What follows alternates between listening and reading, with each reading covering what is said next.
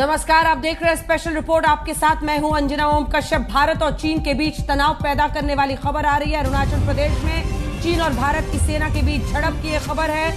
दोनों देशों के कई सैनिकों के घायल होने की भी खबर है। फ्लैग मीटिंग के बाद तनाव बरकरार इस वक्त भी बताया जा रहा है। तवांग के करीब दोनों देशों की सेना में झड़प की यह खबर है। गौरव सावंत हमारे सहयोगी स्टूडियो में हमारे साथ जुड़ गए हैं। इसी के साथ कई अन्य खास मेहमान भी हमारे साथ जुड़ेंगे। लेकिन दोनों देशों के कुछ सैनिकों के घायल होने की खबर, इसी के साथ तनाव का बरकरार रहना ये संदेश दे रहा है कि जो रुख भारत, अभी तक क्या जानकारी है गौरव, एक बार अगर सिलसिलेवार ढंग से हम बताएं। अरुणाचल प्रदेश में ये तवांग के करीब जो दोनों देशों की सेना में झड़प है, क्या हम इसकी वजह के बारे में कुछ जानते हैं?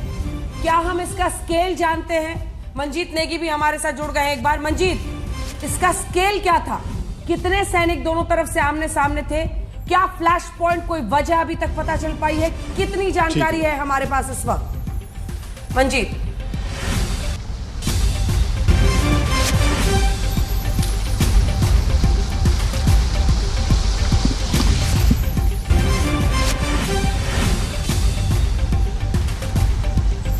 कई खास मेहमान हमारे साथ जुड़ रहे हैं। हमारे साथ मंजीत नेगी हमारे सहयोगी भी हैं। गौरव सावंत, श्वेता सिंह हमारे साथ जुड़ गए हैं। श्वेता, अगर आप दिखाएं तवांग का वो इलाका और बताएं कि किस तरह से यहाँ पर एक तनावपूर्ण स्थिति बन गई है।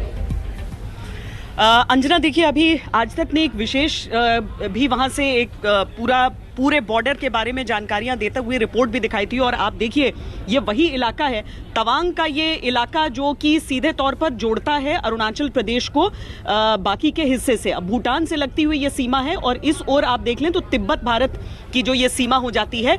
और लगभग इस इलाके में आप समझ लीजिए यांगसे का वो इलाका है जहां पर ये झड़प रिपोर्ट की गई है। ये जो इलाके रहते हैं अंजना, इसमें लाइन ऑफ एक्चुअल कंट्रोल से अधिक महत्वपूर्ण ये हो जाता है कि चीन जो है वो सीमा किस हिस्से को मान रहा है और भारतीय सेना जो कि अपनी लकीर पर कायम रहती है। अब चीन हमेशा ये कोशिश करता है कि थोड़ा थोड़ा आगे वो बढ़ जाए और इसी कारण हमेशा यहाँ पर इस इलाके में खास करके जब शांति की भी स्थिति रहती है अंजना, उस समय भी कम से कम हफ्ते में एक बार किसी तरह की झड़प, जो जरूरी नहीं है कि एक टकराव में बदले, इस बार जो हुआ है जिसमें लगभग अभी संख्या देखिए अंजना नहीं बताया जा रहा है, लेकिन वहां पर जो यूनिट्स डिप्लॉयड हैं उनसे जो बातचीत करके जानकारी मिल रही है, आमतौर पर वो 8 से 10 इंजरीज की बात कर रहे हैं। किस तरह की इंजरीज हैं ये भी अभी देखना होगा, क्योंकि 9 दिसंबर की बात है।